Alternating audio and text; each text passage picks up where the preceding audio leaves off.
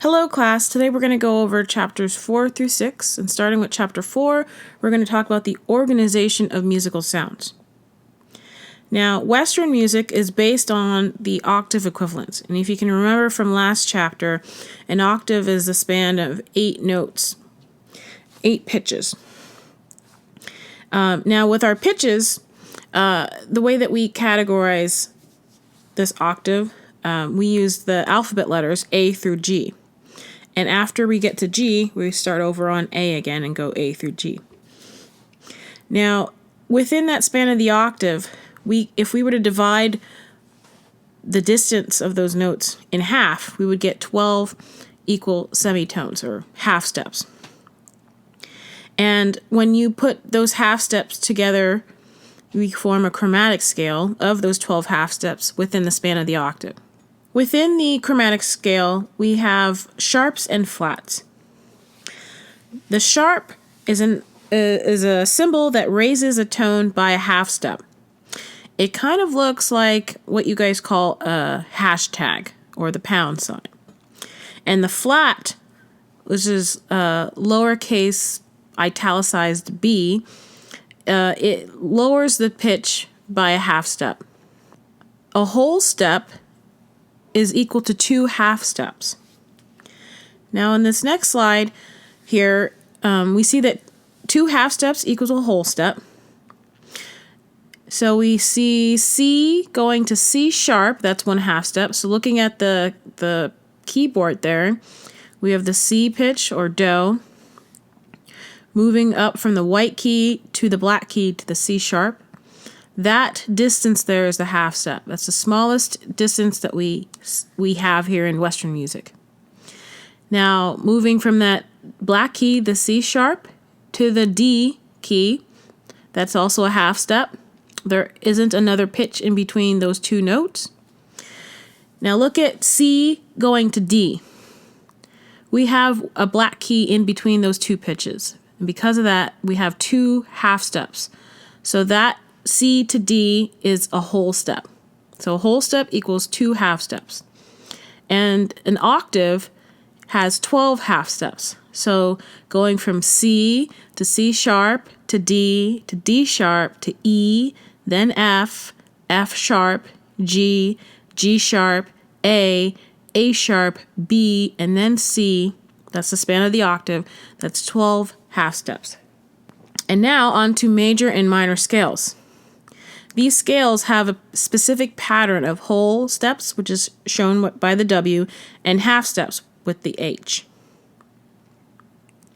The major scale pattern, no matter what note that you start on or what pitch that you start on, will always have a whole step, half step, whole step, whole step, whole step, half step pattern relationship. When we hear the major scale, it has a triumphant sound, or it's very cheerful. It's a positive sounding. With the solfege, remember from the Sound of Music, those syllables that we assign to those pitches in the scale are do, re, mi, fa, sol, la, ti, do. Now when we move from the 7th note of the scale to the 8th, there's a bit of tension and resolution. Because that 7th note has a strong pull or affinity towards the 8th note, the 8th pitch, if we land on that 7th pitch and don't do anything, we feel very uncomfortable. All right, so if I were to sing a scale, 1, 2, 3, 4, 5, 6, 7. And if I left it there, it would feel very awkward. But 8 is where we want to resolve to. So that 7th scale degree always has a half step relationship to the 8th.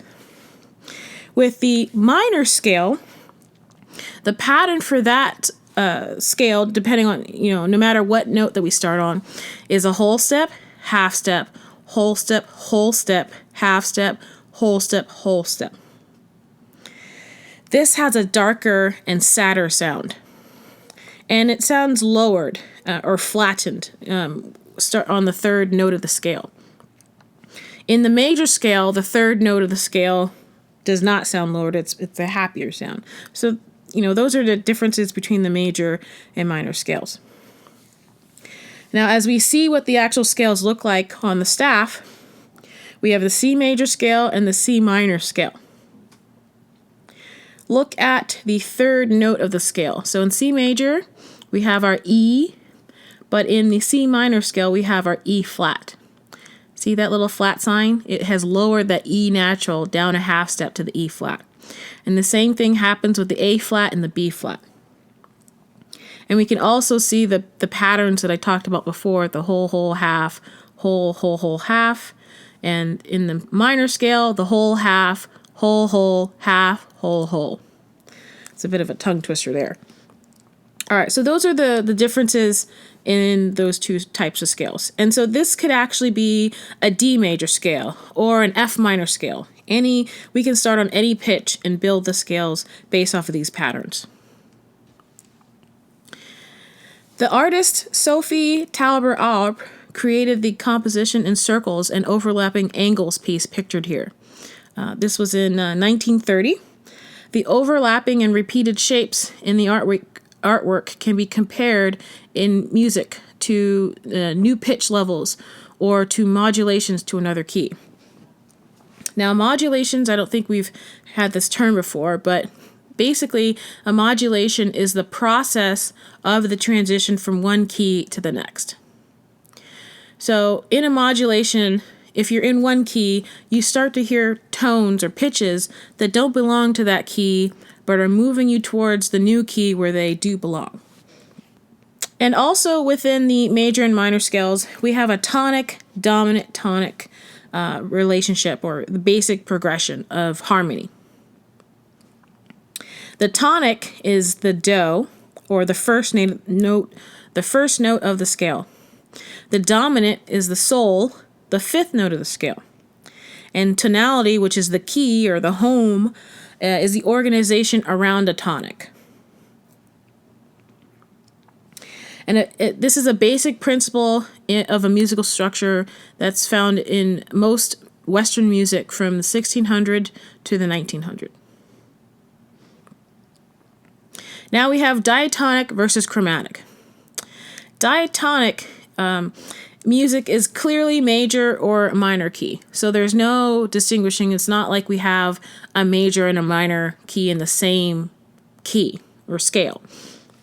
It must be one or the other. The melody and the harmony are firmly rooted in the key. So I could have a song in D minor, and the chords that would accompany my melody are supportive of D minor and D minor only. Or I could have a G major piece. Same thing.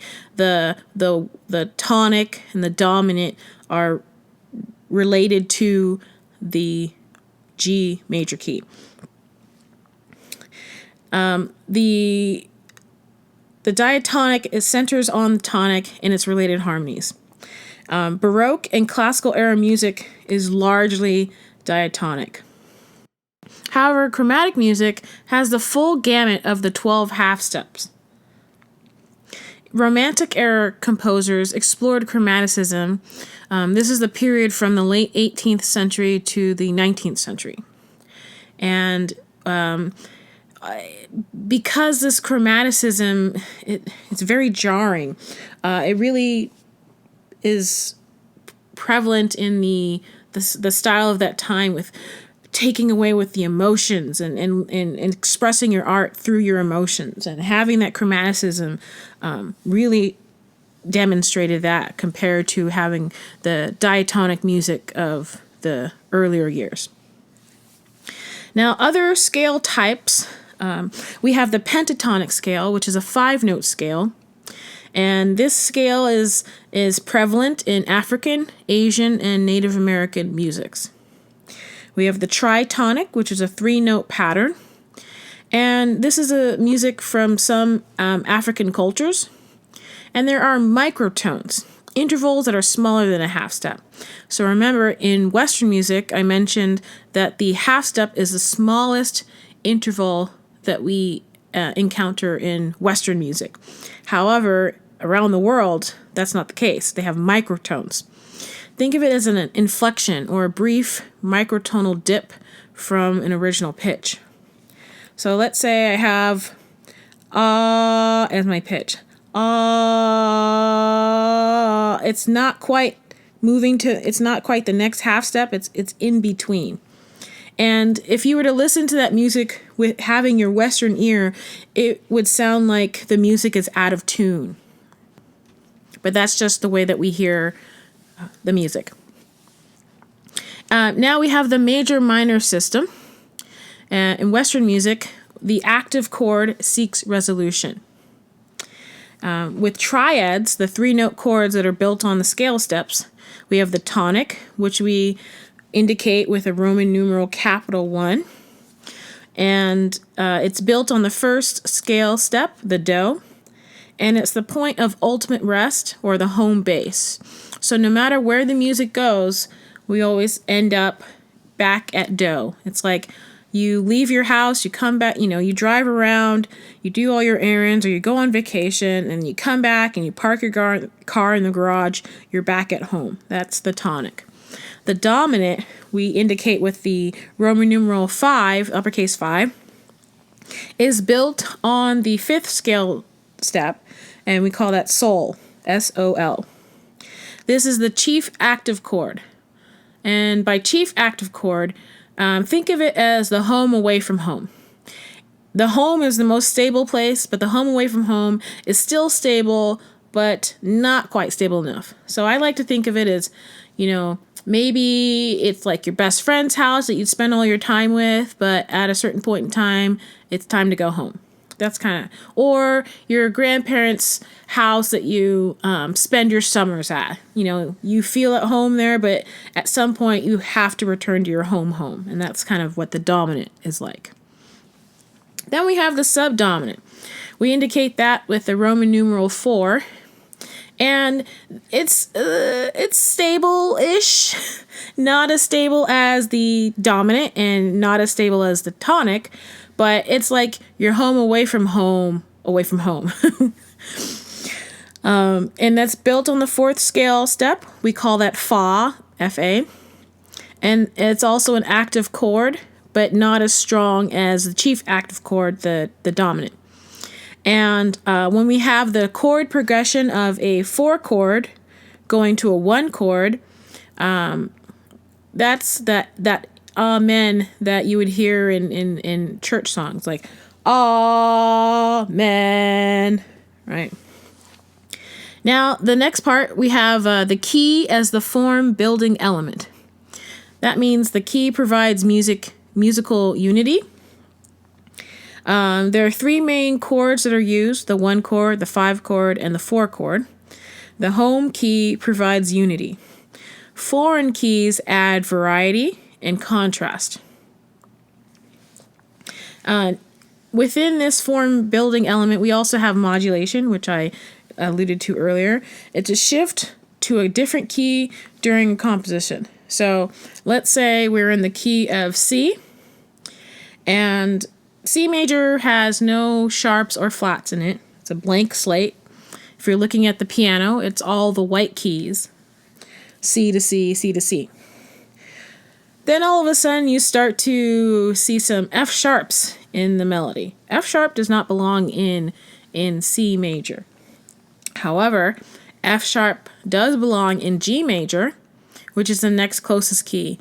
So it's the music progresses and we start to see more of those F sharps leading to G, because F sharp in the G major key is the 7th scale degree of that key.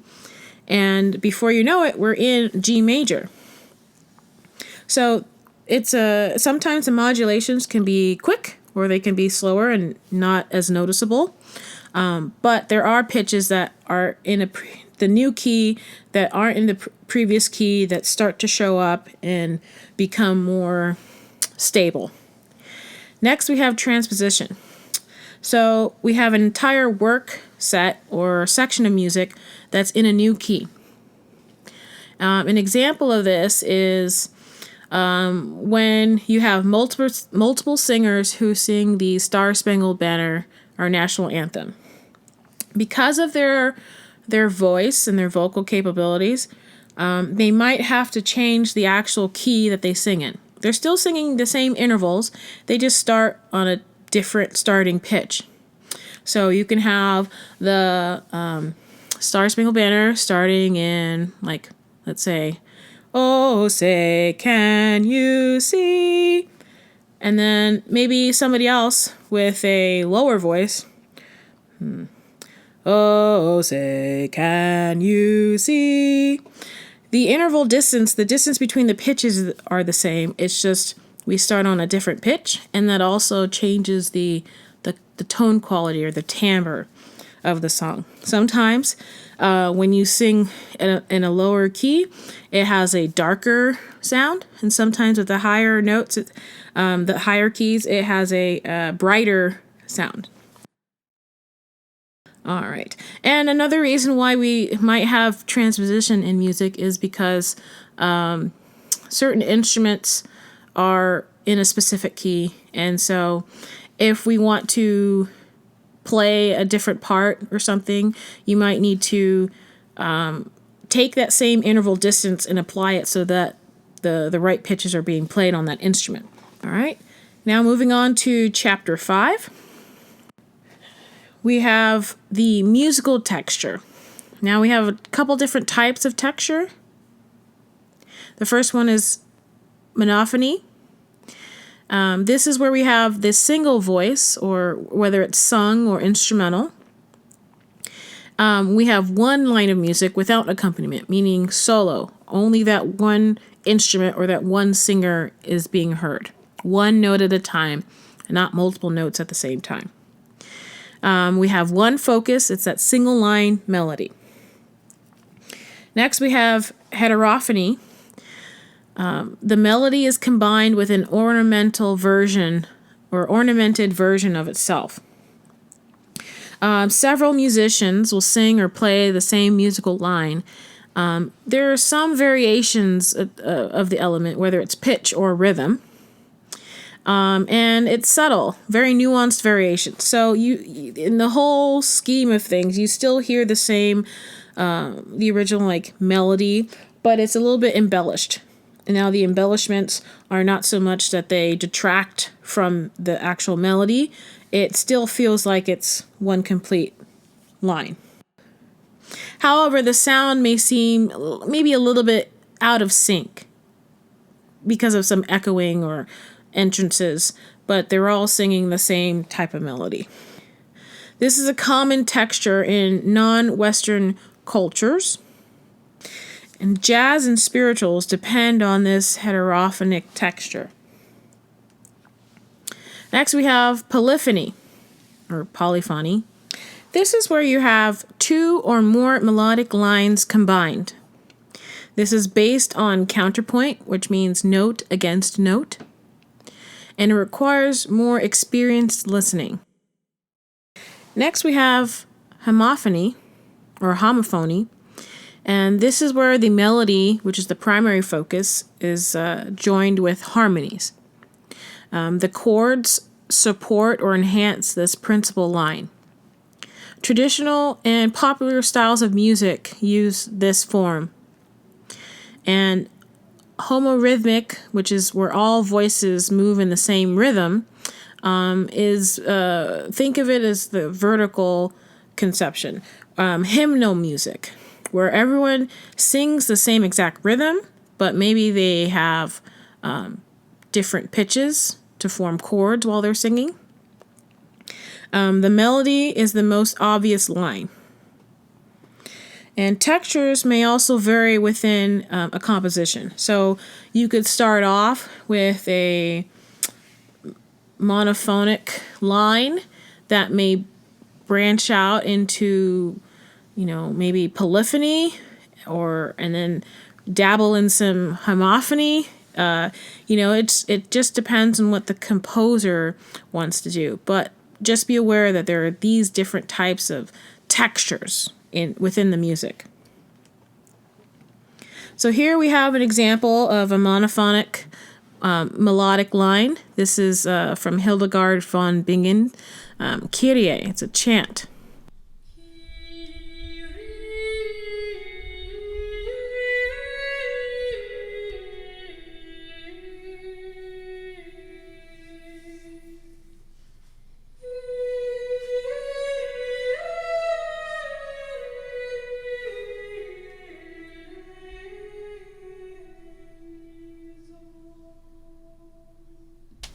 Next, we have a polyphonic example, which is from Bach's Organ Chorale Prelude, the Jesu, Joy of Man's Desiring. And even though we hear the melodic line, the do do do do do do do, let's put that to the side and try to focus on the two parts that we see here in this musical example. In the higher pitched organ, and then you hear line 2 with the busier, smaller eighth notes that come in.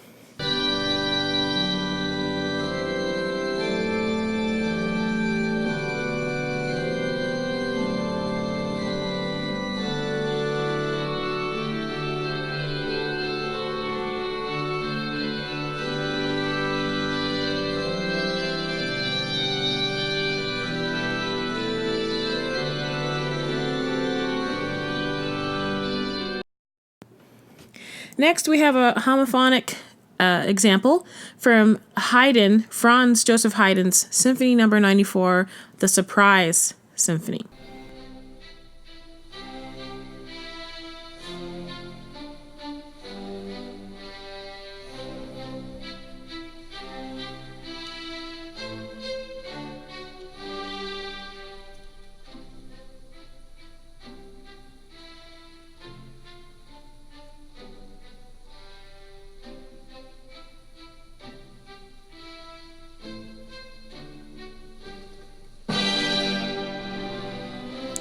Now, the funny thing about this Surprise Symphony, it's kind of has its own inside joke. When you are sitting in the concert hall or the recital hall or wherever you may hear a performance, and you're hearing this lovely, quiet sounding, gentle music, and then all of a sudden you hear those loud accents that just wake you up. It's, surprise! Just composers being funny. Next, our last example here is a homorhythmic example from Handel's Hallelujah Chorus from the Messiah. Now, everyone has the same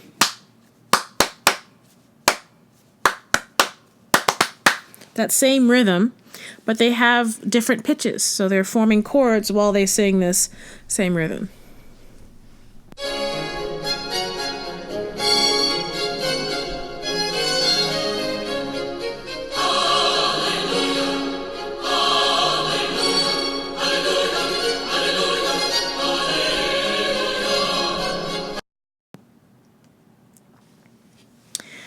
Notice how this fabric has different interweaving lines. Do you see how this is similar to music? It's pretty cool, actually. All right, contrapunctal devices. These are types of polyphony. Now, the first one we have is imitation. This is where the melodic idea presented is then restated in another voice. So maybe you have it in a medium voice, and then when it comes back again, it's in a lower voice. And then maybe it comes back again and it's even in a higher voice. Also, it may be brief or it may last for the entire work or piece of music. And this is a unifying technique that in polyphony. So this type of imitation could be the thing that kind of wraps everything up together. That's the one thing, unifying thing that you remember about that piece. Next is strict imitation. This could be like a canon, where each voice enters in succession with the same melody. Another example of that is a round or perpetual canon. Our example here is Row, Row, Row Your Boat. You guys remember singing that? Let's take a listen. Row, row, row your boat gently down the stream. Gently down the stream. Merrily, life is but a stream. Merrily, life is but a dream. Gently down the stream. Gently down the stream. Merrily, life is but a dream. Merrily, life is but a dream. Merrily, life is but a dream. Merrily, life is but a dream. So we have row, row, row your boat, right? Once that line is done and the singer moves on to gently down the stream, the new singer sings row, row, row your boat at the same time. And the same thing happens when the third singer joins in and the fourth. And when all four parts are singing, it sounds very cacophonous in a way. But do you notice how the perpetual canon, where all four lines are repeated until the song could keep going on and on and on. When we hear all four parts at the same time, each line has its own independent part. They're all standalone parts. All right, chapter 6. Now we're going to talk about the musical form. Structure and design in music. So form, this is the organizing principle in music. Everything's kind of based off of this. The work structure or shape, and that kind of is the guideline of where things should go and whether it repeats or it doesn't repeat. Next, we have the repetition and the contrast. This is a unity and variety. So that can also determine the type of form. Variation, where only some aspects of the music are altered. Then we have vocal forms. There are two types. There's the strophic, where the same melody, each stanza of text. So, let's see. Like our, Christmas carols. The same melody, but each time we come back to the verse, the text is different. Or we have the through composed. That means no main section is repeated. Then we also have improvisation, where pieces are created spontaneously in performance. So there's a pre-established harmonic pattern or time frame or melodic outline, or it's balanced by the structural principles. Take a look at this next slide. This is a famous painting by Andy Warhol called the 32 Campbell's Soup Cans, and it illustrates the reliance of artists on the basic elements of repetition and variation. So if you're not looking really closely at it, it looks like it's the same Campbell's soup. But when you focus a little bit more, you start to see different soup names, and you can see that there's very slight variations, but overall it's still, you still see the picture as one whole thing. Binary and ternary form. The binary form is a two-part form. We have an A section and a B section. So another way to look at that is you have a statement and then a departure. With ternary form, it's a three-part form. We have the A, B, A sections. That means we have a statement, a departure, and then a return of the original statement. Now, with these binary and ternary forms, you could have, the A section be in this key or this tempo or, melodic idea. And then the B section could be in a different key or a slower tempo or a faster tempo. And then, so that those two, the A themes or A parts and the B parts, they are very contrasting ideas. Next, we have the building blocks of form. The theme is the main melodic idea used as a building block in construction of a larger work. So within that theme, we have a motive, which is a small fragment of that theme. The thematic development is an expansion of the theme.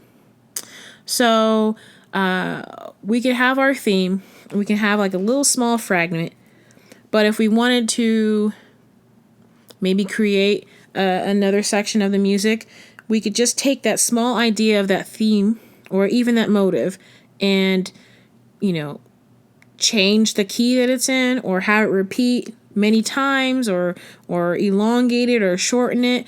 But, we're going to develop it. We're going to move from this idea to this idea, but still using the fragments of that theme. This is found in larger forms. It helps to provide clarity or coherence, and it has some kind of logic to it. We also can have a varied melody with rhythm or harmony. So here's an example of binary form. This is from the Greensleeves English folk song, and we have an AABB pattern. So looking at the music, you can see the AA is the same exact well, let's see, a little slightly different. When we're looking on the second line, there's a little difference in some of the pitches, but the idea itself is still the same. And then we have the departure section, the B section, which is quite different from the A section. So we have the first line, second line, that's AA, and then the third line, fourth line, that's BB.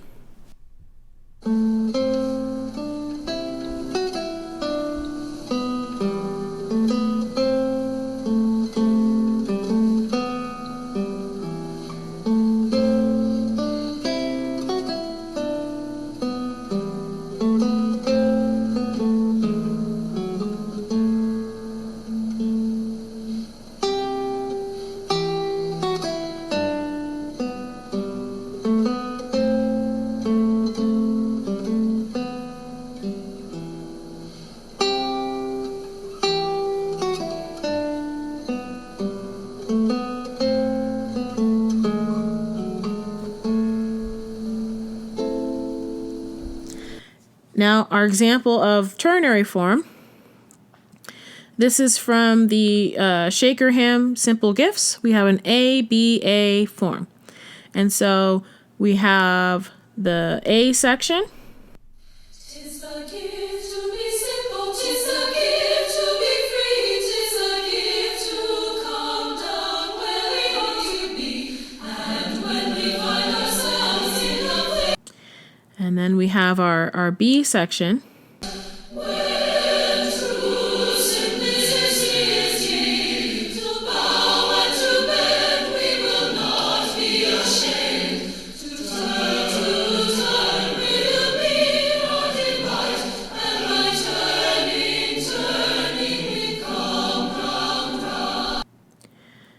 And then we're back to our A section.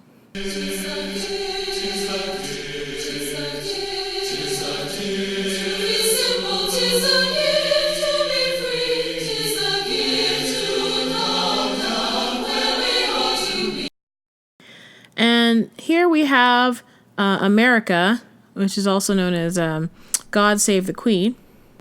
My country, 'tis of thee, sweet land of liberty, of thee I sing.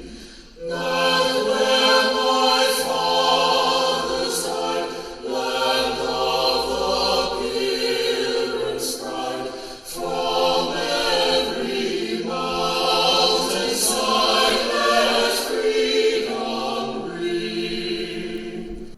And if we look at the example here, see how it says how my country and then sweet land of, that little bracketed section is our little motive or motif. And when we utilize that, we can create a sequence where we have that kind of similar pattern.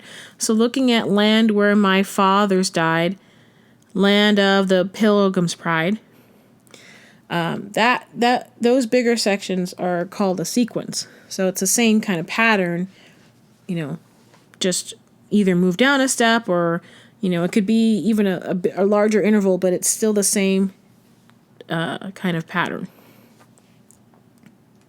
Here we have a photo of the Gare de Saint-Exupéry, which is a modern train station in Lyon, France. This was designed by Spanish architect Santiago Calatrava, and it shows the importance of symmetrical patterns in architecture. And this is very similar to musical forms.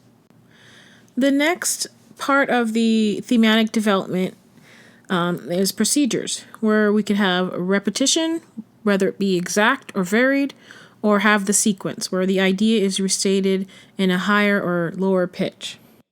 There are other formal procedures, formal meaning the form, not being like super exact. One being call and response, or responsorial music, where we have a singing leader answered by the chorus of followers. And this is prevalent in early Western church music, also in African, Native American, and African American cultures. We also have an ostinato, which is a short, repeated musical pattern. And that ostinato is a unifying technique. We use that in blues, jazz, rock, and rap. So think of the 12-bar blues. That chord progression repeats over and over, for 12 bars. Once those 12 bars are done, then it starts over again. That's another example there. Next, we have the movement, or term for a complete independent division of a large-scale work. So if we look at the symphony, not the ensemble, but the actual piece of music, the symphony, think of it like a book with chapters. Usually we would have 4 movements or 4 chapters, and each movement would have its own style or technique or key, that is a complete thought within a larger body of work. And that's it for chapter 6. See you on Thursday.